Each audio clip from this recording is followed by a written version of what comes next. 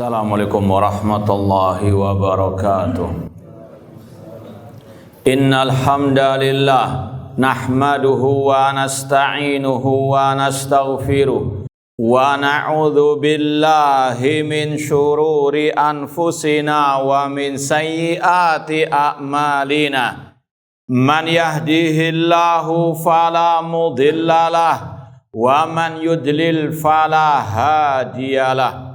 Ashhadu an la ilaha illallah wahdahu la syarikalah wa ashhadu anna Muhammadan abduhu wa rasuluh. Ya ayyuhalladzina amanu taqullaha haqqa tuqatih wa la tamutunna illa wa antum muslimun. Ya ayyuhan nasu taqu rabbakum alladzi khalaqakum min nafsin wahidah wa khalaqa minha zawjaha wa batha minhuma rijalan katsiran wa nisaa wattaqullaha alladzi tasaaluna bihi wal arham innallaha kana 'alaikum raqibah. Ya ayyuhalladzina amanu taqullaha wa qulu qawlan sadida yuslih lakum a'malakum wa yaghfir lakum dhunubakum wa may yuti'illaha wa rasulahu faqad faza fawzan 'azima.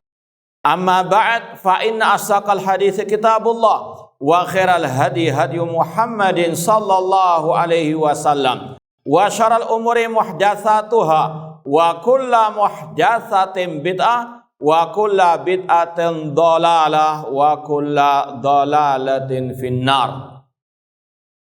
Ma'asal muslimin ikhwani fillah wa akhwati, bapak-bapak, ibu-ibu, saudara-saudari rahimani wa rahimakumullah. Alhamdulillah, segala puji bagi Allah Subhanahu wa taala yang mempertemukan kita kembali dalam kajian kitab Al-Mukhtar fi Usuli Sunnah oleh Al-Imam Ibnu Al-Banna Al-Hambali Al-Baghdadi As-Salafi rahimahullahu taala. Semoga Allah Subhanahu wa taala senantiasa memberikan kepada kita keistiqomahan dalam belajar akidah salaf dan berpegang teguh dengannya sampai akhir hayat kita nanti. Sekarang kita sampai pada halaman 137 poin 105.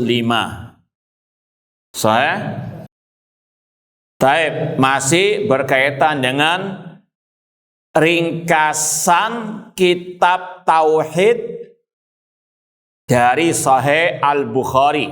Ya, sekali lagi masih dalam pembahasan ringkasan kitab tauhid dalam Sahih Al-Bukhari yang diringkas oleh Al-Imam Ibnu Al-Banna rahimahullah ta'ala.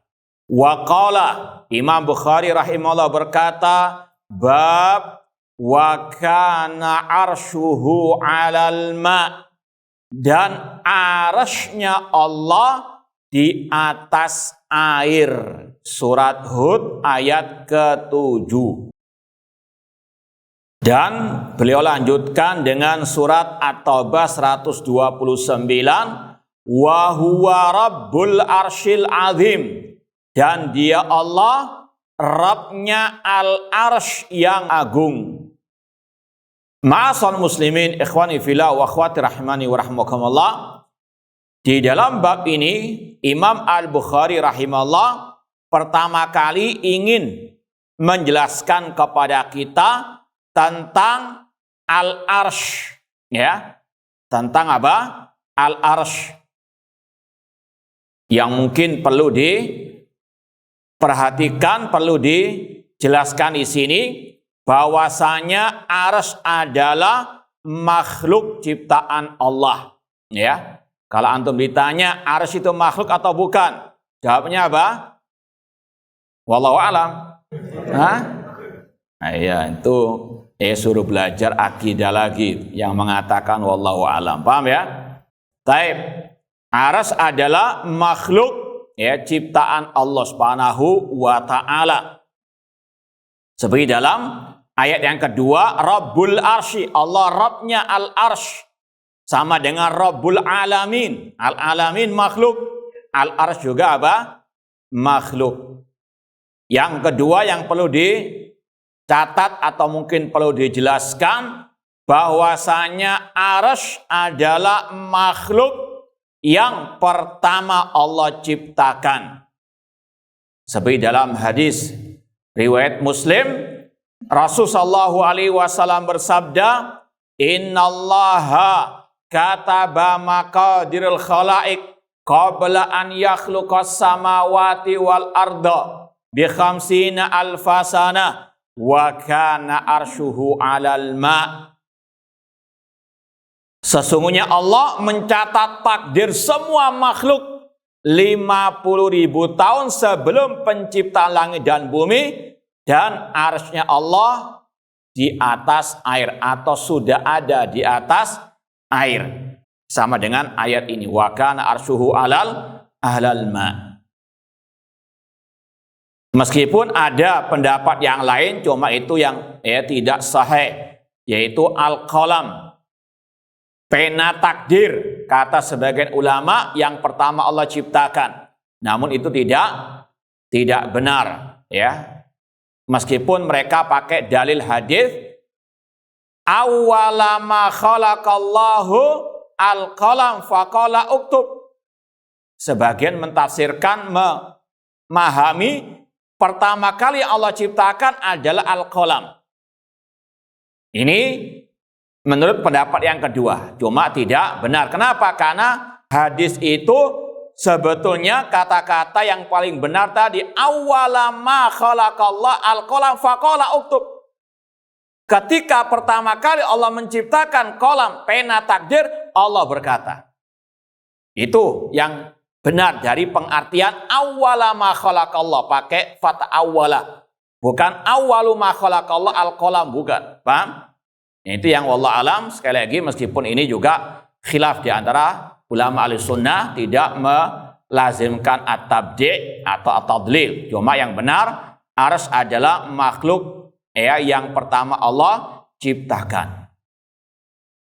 Yang ketiga penjelasan dalam bab ini, bahwasanya arsy adalah makhluk yang paling besar. Makanya Allah sifati dengan wa huwa rabbul arsy al-azimi. Al-azim di sini sifatnya siapa? Al-arsy al-azimi. Dalam hadis yang sahih, Rasul SAW mengatakan, wa inna fadlal kursi ala samawati sab' wal aradina sab' kahalqatin mulqa ala ardil falah. Perbandingan antara kursinya Allah dengan 7 lapis langit dan 7 lapis bumi seperti lingkaran kecil yang dilemparkan di tanah lapang atau di gurun pasir. Artinya langit yang 7 lapis dengan buminya, kalau dibandingkan dengan kursi tidak ada apa-apanya. Langit yang 7 dan bumi yang 7 seperti apa? Lingkaran yang kecil. Sedangkan kursinya Allah seperti apa? Tanah lapang. Demikian pula kata Rasul, perbandingan antara arsy-Nya Allah dengan kursinya Allah seperti tadi. Kursinya Allah seperti apa? Gelang atau lingkaran kecil, sedangkan arsy Allah seperti apa? Tanah lapang atau gurun pasir. Urutannya yang paling besar pertama apa? Arsy.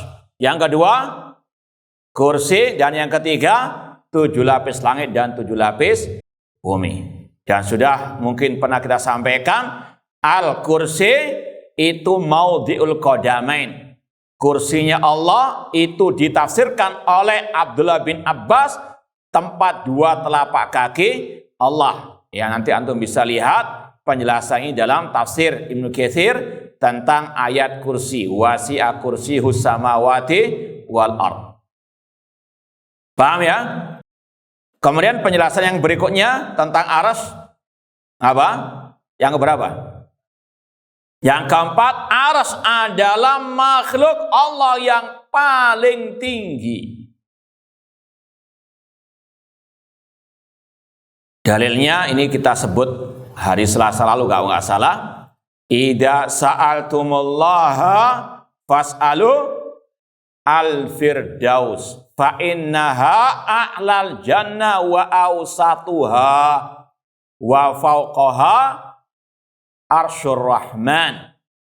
Kata Rasul SAW, apabila kalian memohon kepada Allah, mohonlah surga Firdaus. Karena surga Firdaus surga yang paling tinggi dan yang paling pertengahan. Dan di atasnya adalah arsy-Nya Allah Ar-Rahman. Paham ya? Jadi makhluk yang paling tinggi adalah apa? Al-Arsy. Dan sebetulnya kata para ulama, Imam Bukhari ketika menjelaskan pembahasan pertama kali masalah arsy, itu beliau ingin bertahap menjelaskan Allah itu fil ulu, ada di atas. Karena apa? Arsy itu makhluk yang paling tinggi dan Allah ada di atas apa? Al-Arsy. Jadi ini tahapan beliau ingin menjelaskan kepada kita Allah itu fil ulu karena Allah di atas arsy, sedangkan arsy adalah makhluk Allah yang paling tinggi. Kemudian kalau ditanya apa sih arsy itu, ya, maka kata ulama secara bahasa al-arsy adalah sarirul mulki. Nah, kalau mungkin terjemahannya singgasana kerajaan. Ya, itu secara bahasa. Namun secara istilah kata para ulama al-arsy adalah arsy-Nya Allah adalah sarirun du qawaim alladhi istawa alaihi ar-Rahman.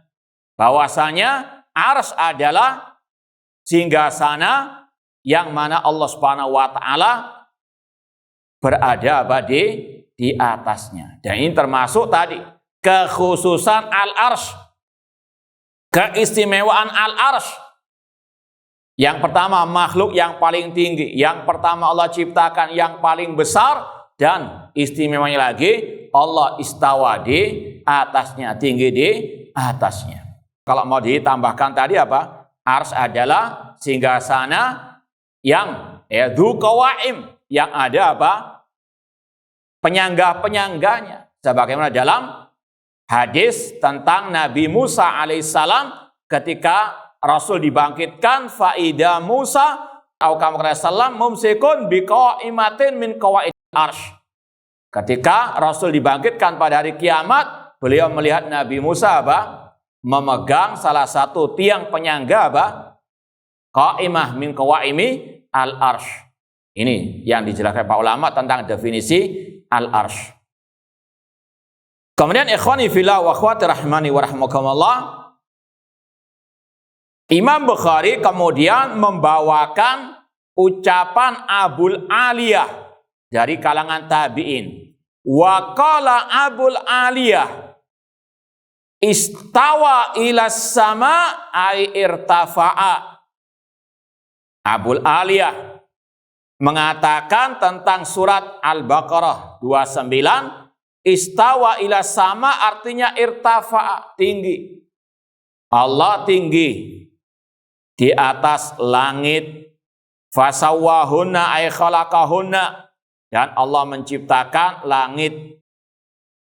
Ditambahkan lagi ucapan Mujahid masih dari kalangan tabi'in, arti istawa alal arsy, tinggi di atas al arsy. Banyak faedah dari penafsiran dua ulama tabi'in, ya. Yang pertama, wajibnya menetapkan sifat istiwa atau Allah tinggi di atas al-arsy. Yang kedua,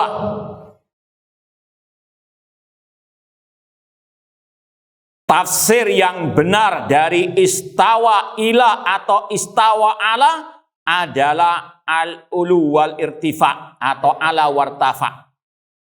Tafsir yang benar dari istawa Allah istawa alal arsy adalah Allah tinggi di atas arsy. Itu faedah yang kedua dari penafsiran Abul Ayah dan Mujahid. Yang ketiga faedah dari dua penafsiran ulama tabi'in ini, bantahan kepada ahli tafwid al-mufawwidah yang mengatakan salaf itu menyerahkan maknanya hanya kepada Allah tentang ayat-ayat apa? Sifat atau hadis-hadis sifat. Dan ini yang paling banyak ya disebarkan oleh dai-dai penyesat umat, bahwasanya salaf itu mufawwidah atau madhabnya dalam ayat sifat dari sifat at-tafwid menyerahkan maknanya kepada Allah. Hanya Allah yang tahu ayat-ayat sifat Ar-Rahman al-Arsy istawa, wallahu a'lam, hanya Allah yang tahu maknanya. Ini sekali lagi bantahan kepada ahlu tafwid yang mereka tidak mau memahami ayat-ayat sifat. Paham? Di antaranya pernah kita sampaikan tokohnya Ikhwan Muslimin Hasan al-Banna dalam kitabnya Al-Aqaid. Atau pernah enggak kita bawa sini? Belum pernah? Atau mungkin kajian yang lain? Rasanya pernah. Ya kita bawakan bukunya Hasan al-Banna Al-Aqaid, yang mana dia simpulkan mazhab salaf itu diantaranya at-tafwid. Ini batil, dan itu mazhabnya Hasan al-Banna at-tafwid. Ya, ini batil. Bahkan kata Syekhul Islam Ibnu Taimiyah rahimahullah, al-mufawwidah syarru ahlil bid'ah.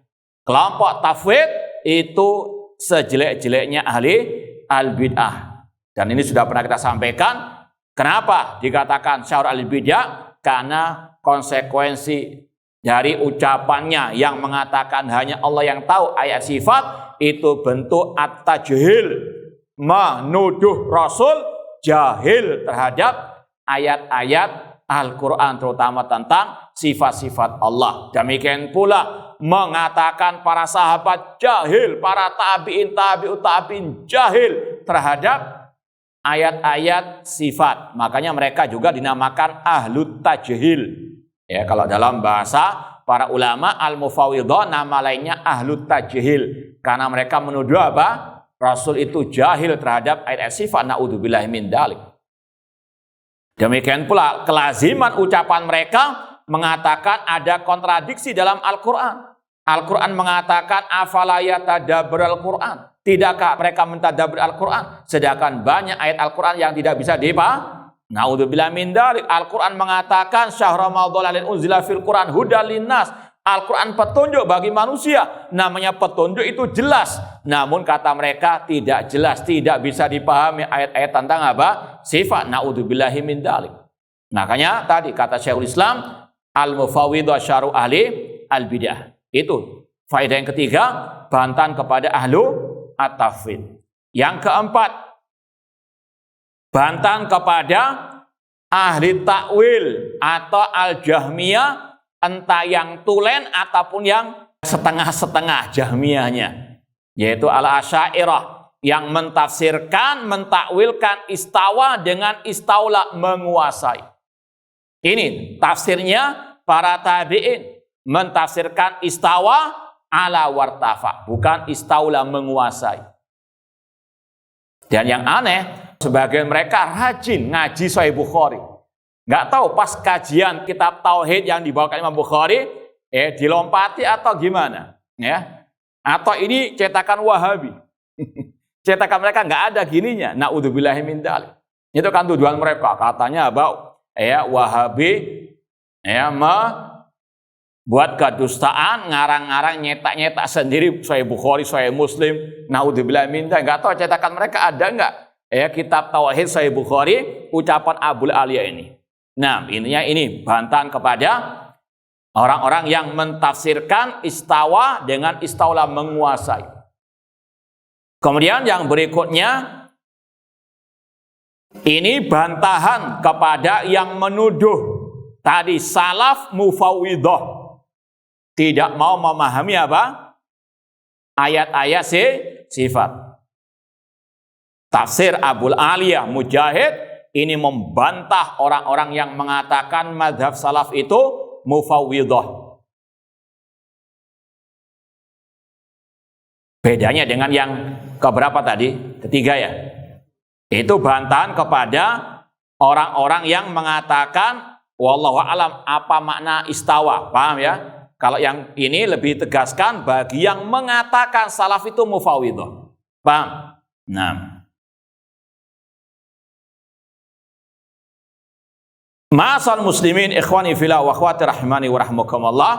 Kemudian kalau mau ditambahkan lagi, inilah ya rujukan Wahabi ya dalam mentafsirkan istawa dengan apa? Ala wartafa. Karena sebagian orang mengatakan mana salafnya kalian mengartikan istawa itu tinggi di atas arsy. Ini salaf kita, Abul Aliyah. Ya.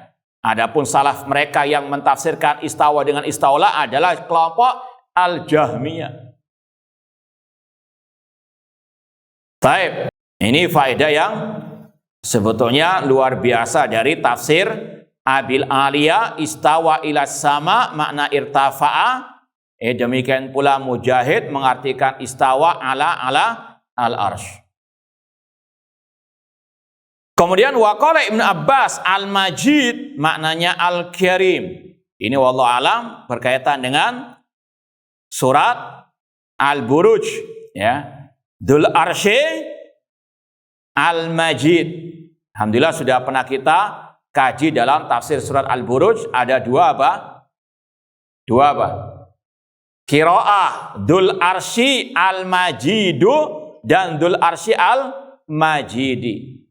Kalau Dzul Arsy Al-Majidu, Al-Majidu kembali kepada Allah Subhanahu wa taala. Kalau Al-Majidi kembali kepada apa?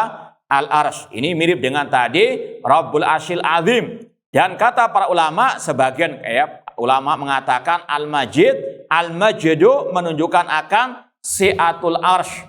Ketika arsy disifati dengan Al-Majid menunjukkan akan keluasan al-arsy. Ataupun maknanya Al-Karim.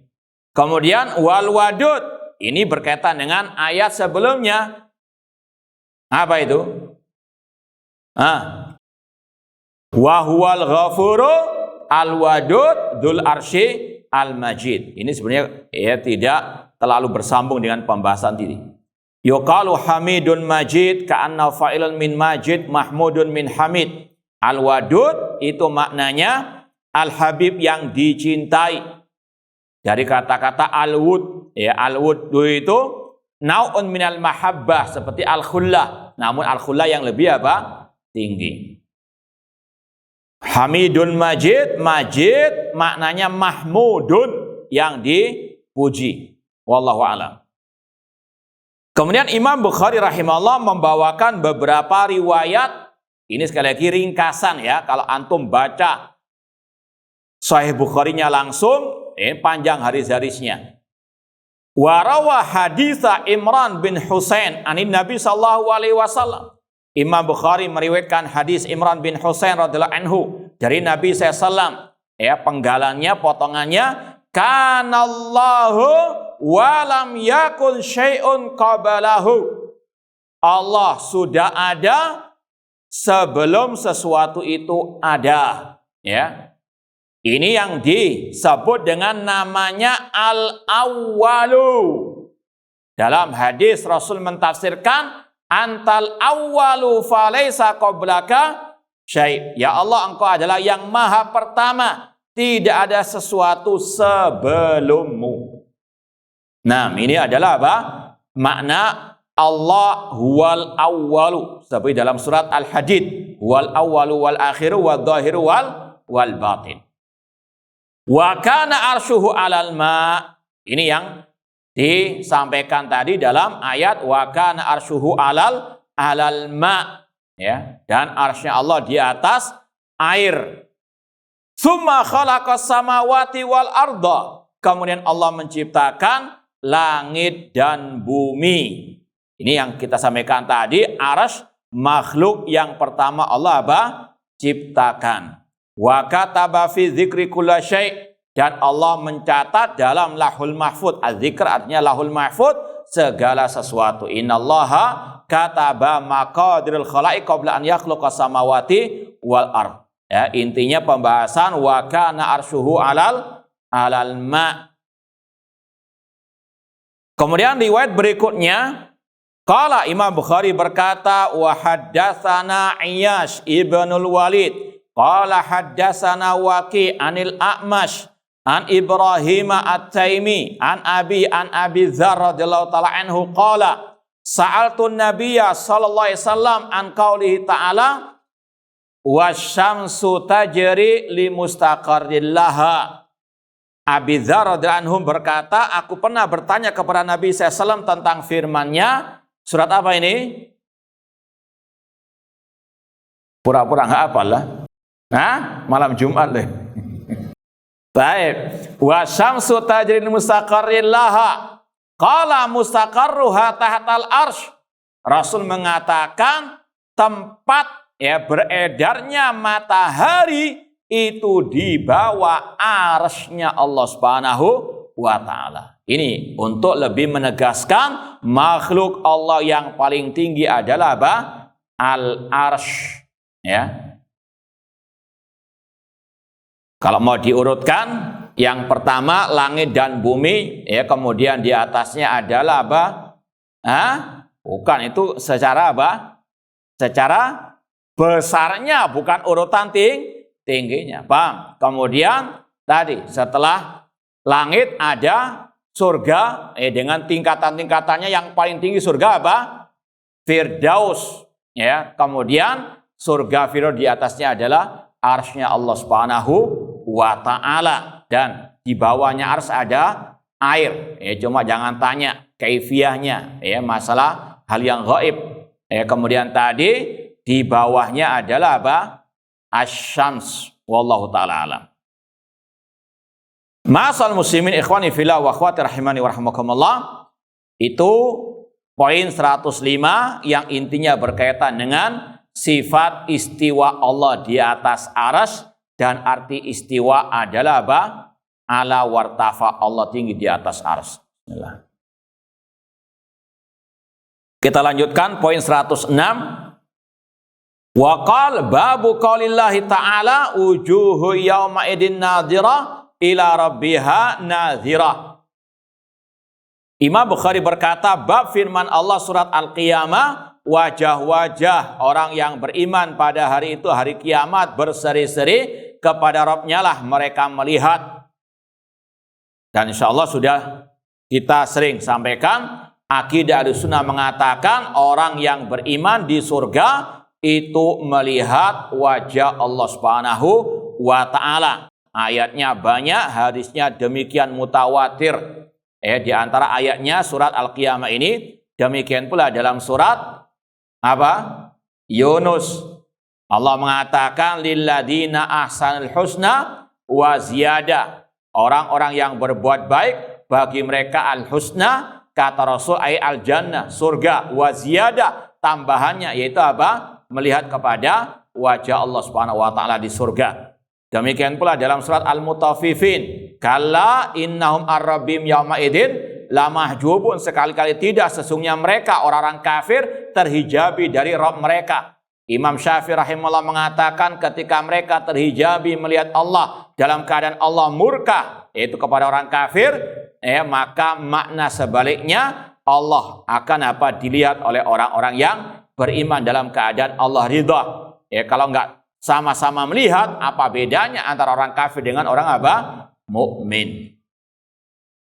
Adapun dalam hadis ini disampaikan sebagiannya oleh Imam Al-Bukhari rahimahullah ta'ala yang diringkas oleh Imam Ibnu Al-Banna rahimahullah.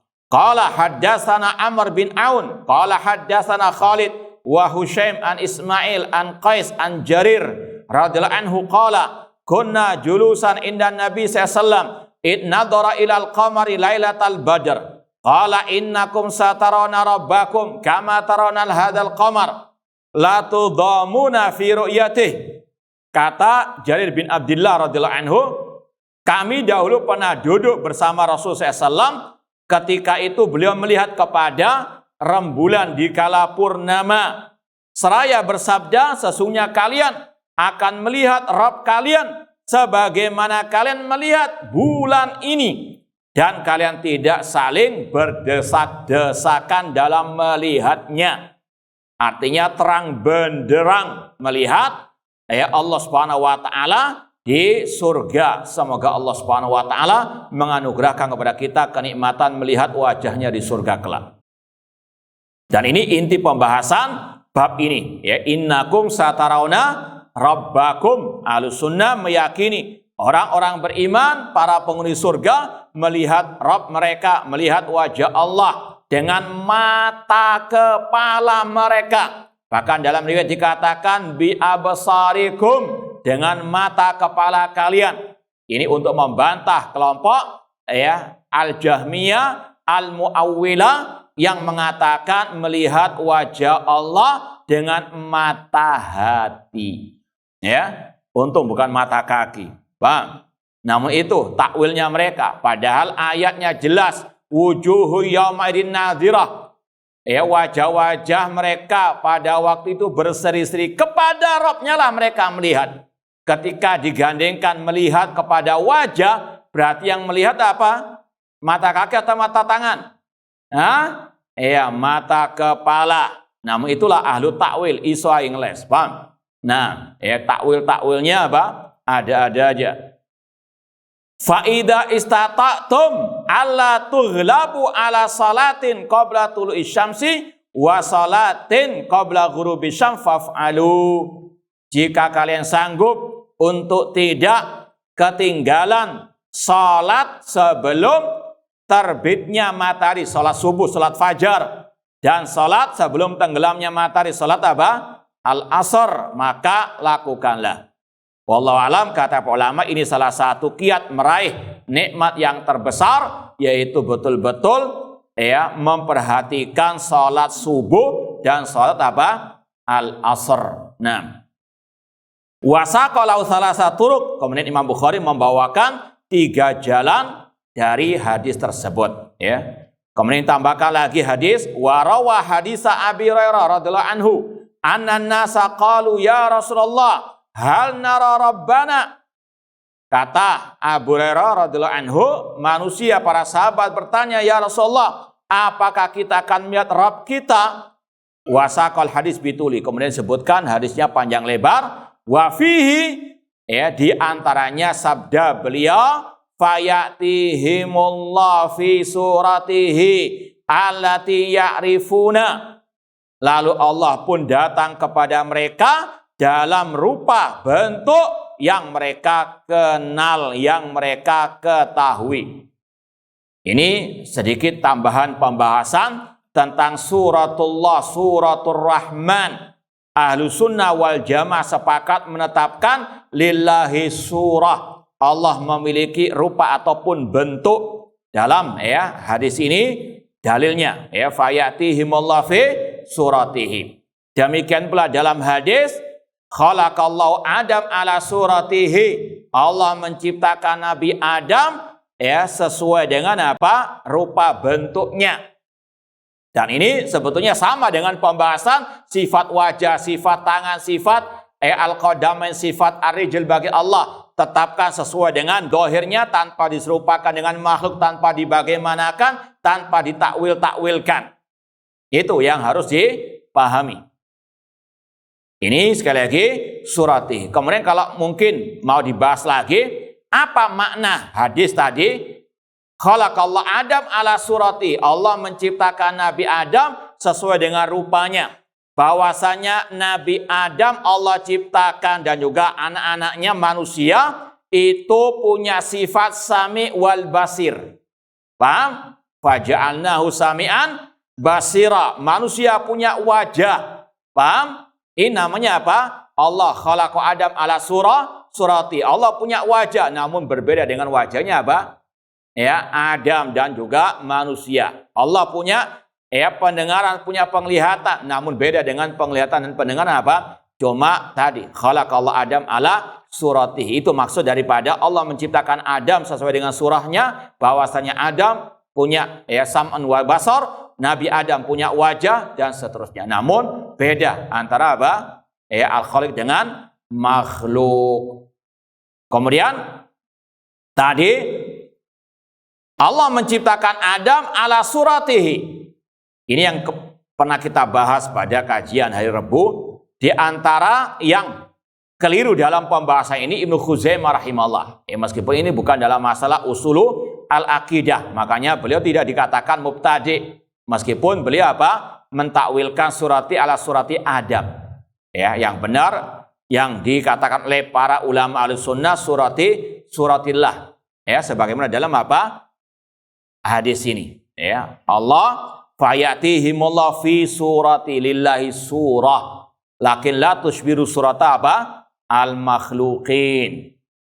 Dan sebetulnya bukan Ibnu Khuzaimah saja yang mentakwilkan, namun juga ada sebelumnya itu Abu Thur, ya. Namun sekali lagi ini tidak menyebabkan mereka yubadda, ya, tidak dibid'ahkan. Wallahu taala alam. Ikhwani fillah wa akhwati rahimani wa rahimakumullah, fayaqulu ana rabbukum. Kemudian Allah berfirman, aku adalah Rabb kalian. Tsumma dzakara al-hadis ila qaulihi fayadhaqullahu minhu. Lalu Allah pun tertawa. Fa idza dhahika minhu qala lahu udkhul jannah. Ketika Allah tertawa, Allah berfirman kepada orang tersebut, masuklah ke dalam surga. Ini ada dua sifat Allah, ad-dhahik dan sifat as-surah. Nah, kemudian riwayat yang berikutnya, ya, sebetulnya tadi ini hanya tambahan-tambahan saja, namun inti pembahasannya kalau dibaca hadisnya secara lengkap terdapat pembahasan innakum satarawna rabbakum, dan sudah kita sampaikan berulang kali, ini tasbih ru'ya birru'ya la tasbihal mar'i bil mar'i. Ini menyerupakan cara melihat Allah, bukan menyerupakan Allah dengan rembulan, ya. Ini cara melihatnya saja, meskipun ya mereka semuanya berkumpul untuk melihat, tidak saling berdesakan. Terang benderang mereka melihat Allah di surga, sebagaimana mereka terang benderang melihat rembulan di kala purnama. Riwayat berikutnya, qala haddatsana Abdul Aziz ibnu Abdullah, qala haddatsana Ibrahim bin Sa'ad an Ibnu Syihab an Atha ibnu Yazid al-Laitsi an Abi radhiyallahu ta'ala anhu innan nasa qalu. Ini sekedar tambah riwayat saja. Qala wa haddatsana Yahya bin Bukair qala haddatsana Al-Laits an Khalid bin Yazid an Sa'id ibni Abi Hilal an Zaid an Atha ibni Yasar an Abi Sa'id Al-Khudri radhiyallahu ta'ala anhu qulna ya Rasulullah hal nara rabbana yaumal qiyamah. Ini riwayat Abu Sa'id Al-Khudri, mirip dengan Abu Hurairah tadi. Kami para sahabat bertanya, ya Rasulullah, apakah kita akan melihat Rabb kita pada hari kiamat? Qala hal tudaruna fi ru'yati syamsi idza kanat sahwan? Apakah kalian saling memadaratkan ketika melihat matahari di kala terang benderang atau matahari di siang bolong? Qulna la, tidak. Riwayat ini ada tudamuna tudarun. Ini tidak saling bertabrakan. Makna la tudhamun tadi tidak berdesak-desakan. La tudharun tidak saling memadaratkan. Kalau sudah desak-desakan kan kadang ini tidak berdesak-desakan, tidak pula memadaratkan. Qulna la, qala fa innakum la tudharuna fi ru'yati rabbikum yauma idzin. Intinya sama, kalian tidak saling memadaratkan ketika melihat kepada Rabb kalian pada hari kiamat, yaitu pada waktu di surga. Ini pembahasannya fil jannah. Karena kata-kata yaumal qiyamah, ada pula pembahasan yang lain melihat Allah di padang mahsyar. Kalau ini ada khilaf di antara ahli sunnah. Makanya kita pernah sampaikan, bedakan masalah furu'ul akidah dengan usul akidah. Kalau pembahasan masalah mengingkari melihat Allah pada hari kiamat, maka ini adalah pengikut kelompok Jahmiyah. Antum masih ingat enggak kajian kemarin hari Rabu? Ya, kita bacakan dari nukilan Imam Daruqutni dalam kitabnya As-Sifat yang mengingkari hadis ru'yah. Nah, ada yang ingat enggak? Ucapan siapa? Baru kemarin kitab Sifat Imam Daruqutni, di antara yang kita bacakan, man angkara hadisar ru'ya fahsibuhu minal jahmiyah. yang mengingkari hadis tentang Allah dilihat oleh orang beriman pada hari kiamat itu di surga, maka apa? Golongkan dia termasuk kelompok apa? Jahmiyah. Ini pembahasan masalah apa? Melihat Allah di surga. Yang mengingkarinya dia pengikut Jahmiyah. Ini karena masalah usul apa? Akidah. Beda dengan masalah apa? Tadi furul akidah, yaitu melihat Allah di padang mahsyar. Apakah semua melihat Allah ataukah sebagian orang? Ini ada khilaf di antara ahli sunnah. Pembahasannya sama, ru'yatullah. Paham? Tapi yang satu dibid'ahkan kalau mengingkari, yang satu tidak. Paham? Nah, ini yang diistilahkan para ulama, bedakan antara furul akidah dengan usul apa? Al-akidah. Wallahu a'lam. Ikhwani fillah wa akhwati rahimani wa rahimakumullah. Wasaqal hadis fayatihimul jabbar. Ya, ini ringkasannya, potongannya, penggalan hadisnya. Fayatihimul jabbar. Ini pada waktu di padang mahsyar. Ya. Fayatihimul jabbar. Allah datang kepada mereka. Fayaqul ana rabbukum. Aku ada Rabb kalian. Fayaqulun anta rabbuna. Fala yukallimu ilal anbiya. Pada waktu di padang mahsyar itu tidak ada yang berbicara kepada Allah kecuali para anbiya. Fayaqul hal bainakum wa bainahu ayat ta'rifunahu. Apakah di antara kalian dan di antara Allah ada tanda yang kalian mengenalnya? Fayaqulun, maka mereka berkata as-saqu. Fayakshifu an saqihi. Lalu Allah menyingkapkan betisnya, saqihi. Fayasjud lahu kullu mu'minin. Lalu setiap orang mukmin sujud kepada Allah Subhanahu wa taala. Ini juga kalau disimpulkan, Ahlus Sunnah menetapkan sifat as-saq bagi Allah, yaitu betis, sesuai dengan kebesarannya. Ini sama dengan sifat wajah, sifat tangan, sifat kaki, telapak kaki, sifat kehidupan. Tidak boleh ada alergi atau hal-hal yang tidak mengenakan. Ini sama dengan semua sifat-sifat Allah Subhanahu wa taala tetapkan, karena memang Allah tetapkan dan Rasul tetapkan. Paham? Tanpa diserupakan dengan makhluk, tanpa dibayangkan. Tanpa diselewengkan apa? Maknanya. Kata Ahlus Sunnah, fayakshifu an saqihi, Allah menyingkapkan betisnya sesuai dengan kebesarannya. Untuk lebih memperjelas pembahasan ini, ana bawakan kitab yang khusus masalah ini, Sifatus Saq Lillahi Ta'ala oleh Syekh Muhammad Musa Al-Nasr rahimahullahu ta'ala. Insyaallah sudah antum banyak mengenal beliau yang sering datang ke negeri kita, Syekh Muhammad Musa Nasr rahimahullahu ta'ala. Beliau di sini, beliau terkenal sebagai Al-Qari, ahli qiraah, Maka di buku ini beliau membahas dari dua sisi. Ayat surat apa? Syafu'an sakin. Insyaallah kita lanjutkan ba'dal adzan. Baik, ikhwani fillah wa akhwati rahimani wa rahimakumullah, kita lanjutkan lagi pembahasan sifat as-saq lillahi ta'ala. Ini ada sebuah buku yang sangat spesial masalah ini. Sifatus saq lillahi ta'ala baina itsbatis salaf wa ta'til khalaf oleh Syekh Dr. Muhammad Musa Nasr rahimahullah ta'ala. Kita mau baca sebagian yang memang kita anggap penting di sini. Beliau tadi kita katakan beliau ahli qiraah, Maka dalam buku ini beliau ingin membahas dari dua sisi. Dari sisi tafsir surat Al-Qalam, yauma yukshafu an saqin. Pada hari disingkapkan an saqin, Ini kita bacakan dulu, ada 3 poin penting. Beliau mengatakan dalam bab hal tasbut sifatus saq lillah minal ayat am minal hadis. Apakah penetapan sifat betis bagi Allah itu dari ayat atau dari hadis? Hadisnya tadi itu, hadis Abu Sa'id Al-Khudri radhiyallahu taala anhu. Kata Syekh, wala raiba anna dhahiral Qur'an la yadullu ala anna hadi minas sifat. Tidak diragukan lagi, zahirnya ayat tidak menunjukkan akan penetapan sifat bagi Allah. Fa innahu qala yauma yukshafu an saqin. Karena ayatnya itu bunyinya pada hari disingkapkan an saqin. Enggak ada kata-kata an saqihi. Beda dengan apa? Hadis. Paham ya? Kalau ayatnya nakira an saqin. Nakira fil isbat lam yudifha ilallah. Tidak disandarkan kepada apa?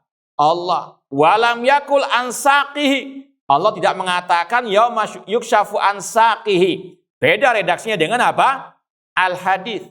Ya. Fama adami ta'rif bil idhafa la yadhhar annahu minas sifat. Maka ketika tidak disandarkan kepada Allah, itu tidak nampak sebagai sifat Allah illa bidalilin akhar, kecuali dengan dalil yang lain.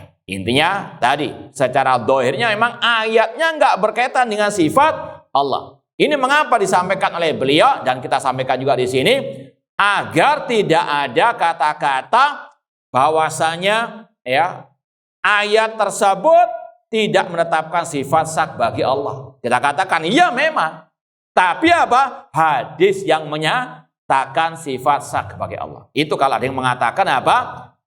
Ayatnya tidak menjelaskan sifat sak bagi Allah, dan itu yang juga ditafsirkan oleh Abdullah bin Abbas radhiyallahu anhu. Kalau ada yang mengatakan Abdullah bin Abbas tidak mengatakan itu sifat Allah, bahkan beliau mengatakan yang dimaksud yauma yukshafu an saq, Allah menyingkapkan kedahsyatan hari kiamat. Itu tafsirnya Abdullah bin Abbas. Dan sekaligus kita ingin mengatakan memang itu bukan ayat sifat, itu bukan takwil dari Abdullah bin Abbas. Karena sebagian orang mungkin mengatakan itu buktinya Abdullah Abbas mentakwilkan. Enggak. Memang ayatnya tidak berkaitan dengan sifat Allah. Paham ya? Sama dengan mungkin kalau ada yang mengatakan ulama mentafsirkan ayat wasama abanainaha biaidin. Langit kami bangun dengan apa? Kekuatan. Kalau ada yang mengatakan itu salaf mengartikan aidin kuwah. Memang ayatnya bukan tentang sifat tangan bagi Allah. Aidin dalam bahasa Arab memang dari kata-kata ada yaidu, artinya kuwah. Paham? Paham enggak? Nah, ini juga demikian. Yauma yukshafu an saqin ditafsirkan oleh Abdullah Abbas kedahsyatan hari kiamat. Paham ya? Ya, namun kita katakan sifat sak bagi Allah itu lebih terang dalam hadis apa? Abi Sa'id Al-Khudri kan ada kata-kata yauma yakshifu rabbuna an saqihi. Ada kata apa? Dhamir ha an saqihi. Beda dengan ayat yauma yukshafu an saqin.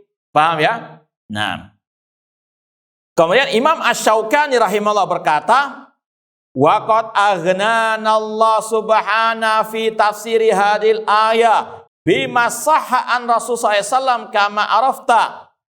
Dan Allah Subhanahu wa taala telah mencukupkan kita dalam tafsir ayat ini dengan apa yang telah sahih dari Rasul SAW, yaitu hadis apa? Abu Sa'id. Ya, ini seandainya kita katakan tafsir ayat itu berkaitan dengan sak Allah, ini karena dalil yang lain. Dalil apa? Al-hadis. Paham? Nah, wadzalika la yastalzim tajsiman wala tasbihan. Dan ketika kita menetapkan Allah punya sifat betis, tidak melazimkan menyerupakan Allah dengan apa? Makhluk laisa kamitslihi syai'un. Kemudian kita bacakan lagi sebagian yang lain. Ini menjamakkan antara ayat dengan hadis. Kata Syekh, kalamu Ibnu Qayyim fil jama' bainal ayat wal hadis. Ada ucapan Ibnu Qayyim rahimahullah yang menjamakkan antara ayat dengan al hadis tadi.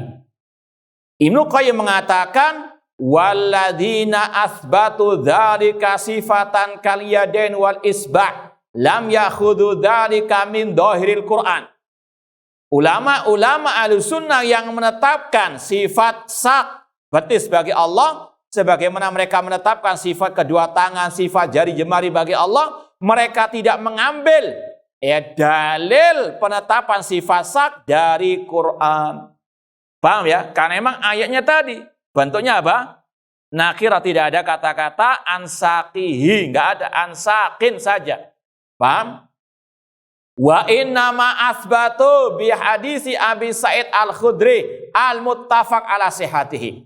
Namun mereka menetapkan sifat betis bagi Allah berdasarkan hadis Abu Sa'id Al-Khudri yang telah disepakati akan kesahihannya Sahih Bukhari. Wa huwa hadisus syafa'at tawil. Itu kata Imam Ibnu Qayyim rahimahullah taala, wa fihi fayakshifur rabb an saqihi. Paham? Kemudian beliau sebetulnya membantah tafsir Ibnu Abbas tadi. Beliau mengatakan, ya, ulama-ulama yang mentafsirkan ayat dengan hadis mengatakan wa hamlul ayat ala syiddah la yasih biwajhin. Membawa ayat kepada arti kedahsyatan hari kiamat itu sebenarnya tidak sahih. Beliau sebutkan secara alasan bahasanya, bahkan dari Syekh sendiri ada sebagian yang meneliti hadis Ibnu Abbas tentang tafsir ayat tadi, itu sanadnya tidak sahih. Wallahu ta'ala alam. Kemudian dibawakan ucapan Syekh Abdurrahman As-Sa'di rahimahullah. Dan kita tutup ya kajian ini dengan ucapan Syekh Abdurrahman As-Sa'di. Beliau mengatakan dalam tafsirnya, Taisir Kalimir Ar-Rahman, ai idza kana yaumul qiyamah wankasha fihi minal qalaqil waz zalazil wal awal ma la yadkhul tahtal wahm wa atal bari li fasil qada baina ibadihi wa mujazatihim fakashafa an saqihi al karima allati la yushbihuha syai'. Ini cara menjamakkan ayat dan tafsir Ibnu Abbas tadi kalau seandainya sahih dengan hadis. Apa kata Syekh Abdurrahman As-Sa'di? Apabila pada hari kiamat terjadi kedahsyatan, terjadi ya kengerian, hari kiamat yang tidak pernah terbetik dalam angan ataupun benak kita, maka datanglah Allah Al-Bari untuk memutuskan perkara hamba dan membalas perbuatan mereka. Lalu Allah menyingkapkan ansaqihi. Paham ya? Iya. Ya, terjadi kedahsyatan hari kiamat itu sahih mi'ah bil mi'ah. Paham? Namun juga sahih Allah menyingkapkan apa? Betisnya pada hari kiamat yang tidak serupa dengan sesuatu apapun dari sifat makhluknya. Allati la yushbihuha syai' warau al khalaik min jalalillah wa adhamati ma la yumkin ta'bir anhu fahina idin yad'una ila sujud lillahi ta'ala wallahu ta'ala alam. Kurang lebihnya mohon maaf wa jazakumullahu khairan. Aqulu qouli hada wa akhiru da'wana anil hamdulillahi rabbil alamin. Wassalamualaikum warahmatullahi wabarakatuh.